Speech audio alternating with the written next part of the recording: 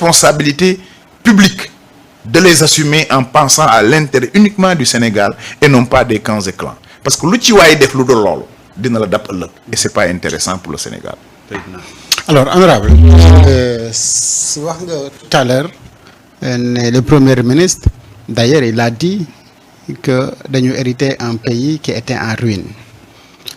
Le président de la République également dans son discours bi muy jàkkaarloog la presse a exactement dit presque la même chose, que tous les signaux étaient rouges ou à la limite même orange,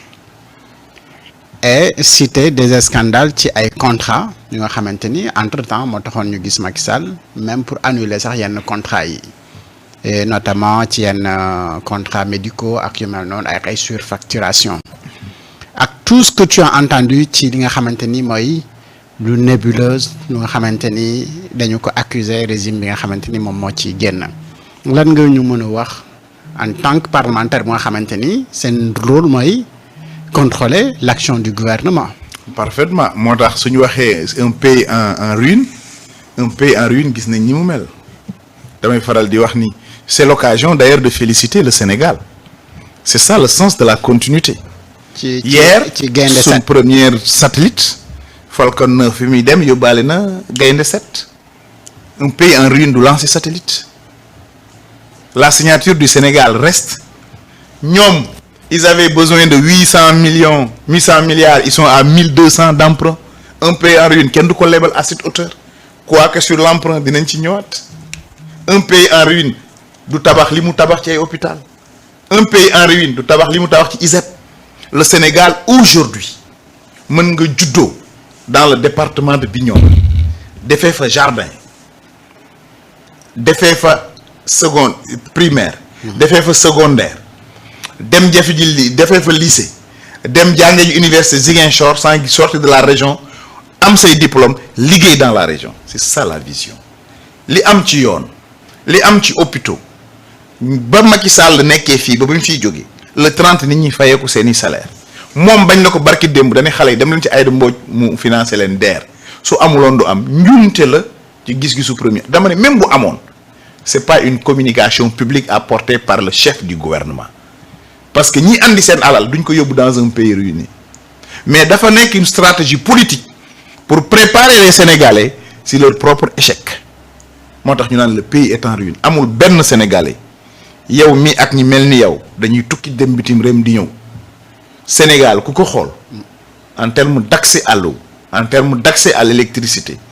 en termes de disponibilité scolaire, en termes de plateau médical qu'il faut effectivement renforcer. Da ngay xam ni le président Macky Sall tu peux être contre lui mais sur ce point-là Abdoulaye Wade defoon na lu mag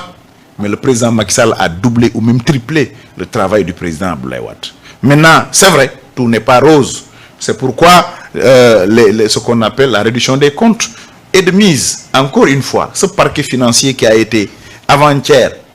motivé par des juges mais c'était sous le règne du président Macky Sall cette volonté audit yu ci bari mais c'était sous le temps du président Macky Sall ba yenn jotu na génn et là encore je salue que audit yi génn ça permet ñu juger ñi liggéey ak ñi liggéeyul waaye bu ñu yem rek ci Cour des comptes ak OFNAC le rapport IGE dafa war a génn sur la francophonie sur l'éducation. C'est des rapports que nous voulons savoir sur le Conseil économique, social et environnemental. Parce qu'on doit aller vers ça. Mais les pays s'est ruiné. Ousmane, encore une fois, pour Manfof, c'était une bourde communicationnelle. D'abord, même si Amon, ça fait fuir les partenaires, ça ne se dit pas. À moins qu'il n'y ait que dans la politique politicienne. Mais le Sénégal, Amoul Ken, qui n'est que qui réumi, fait que le ministre des Finances là, était le directeur de la programmation budgétaire sous Moustapha Ba. C'est mon meilleur élément pour me demander est-ce que le pays est ruiné. Parce que lui qui a planifié le dernier budget, il sait faire le Sénégal 7 000 milliards. Combien le président Macky Sall a laissé? Amoul Ken ko dépassé plus de 25%. D'ailleurs, pour ceux qui connaissent l'État, ils savent que les années électorales, on donne des instructions pour que nous bagnions rombu 25% de l'utilisation des budgets. Mon premier président de la République, n'est fonds politique qui fait que dara. Les fonds politiques sont dotés tous les 3 mois. Te mom néna mu ngi doon faj. Te néna yorul xaliss. Ñooñu doon faj fu mu leen fajé? parce que on doit savoir clair est-ce que dañ fa def benn demande de virement yoo xam ne nii jaaruñu ci loi de finances rectificative c'est autant d'éléments pour dire vrai daal sama gars yi léeg-léeg dañuy politique dañu fàttali ñoom nekkatuñ ci opposition. honorable député boo nee bon dressé nga léegi un tableau très reluisant du Sénégal de Macky Sall mais ñu gis ne li askan wi doon gën a jàmbat mooy dund gi courant bi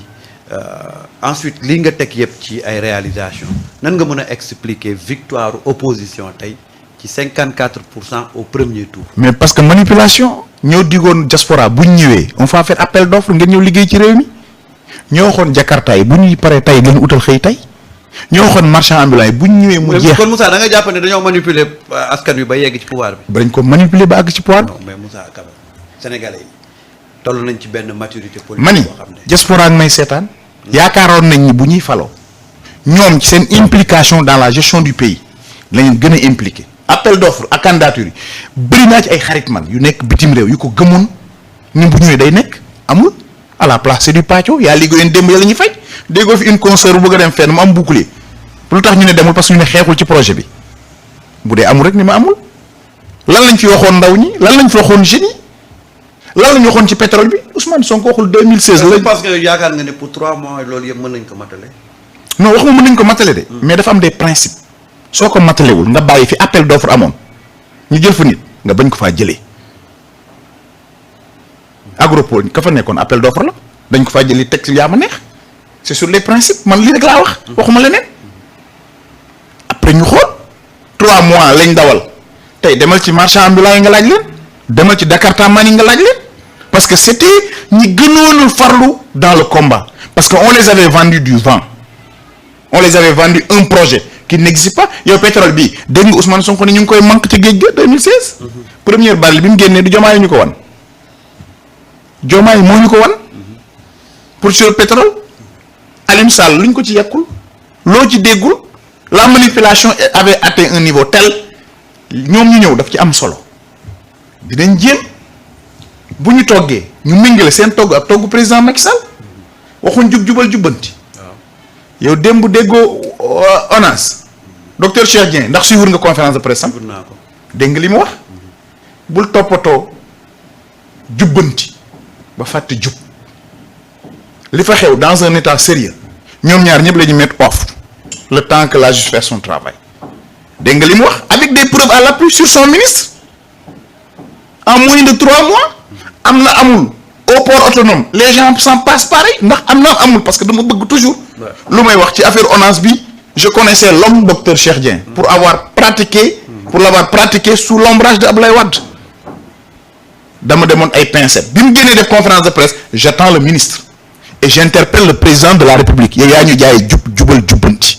ce ministre de l'assainissement est accusé par l'ex-DG d'être corrompu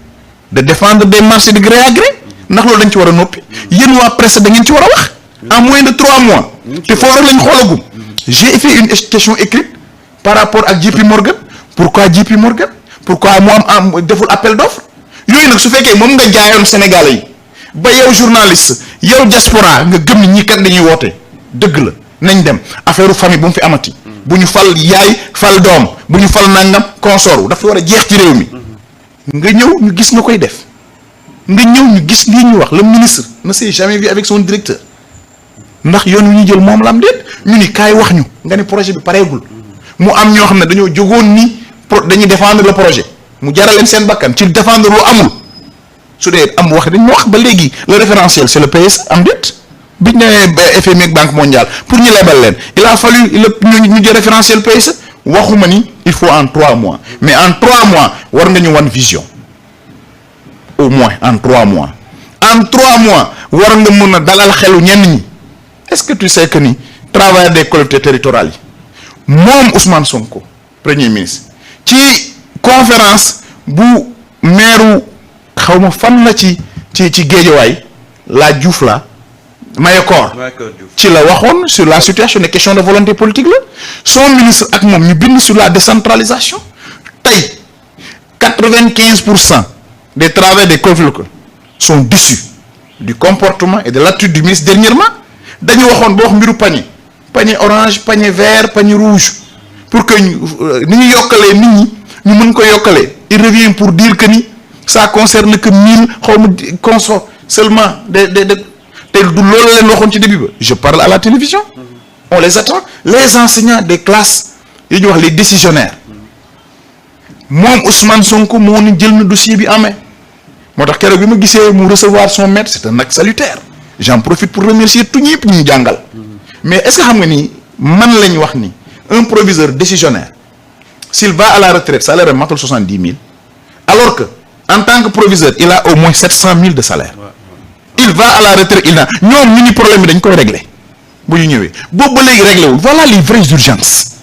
yooyu la nit ñi war a taxaw jàppale jàngalekat yi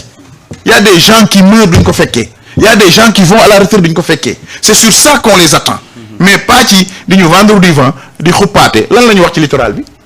les résultats vont accoucher de souris li ñu war a wax mooy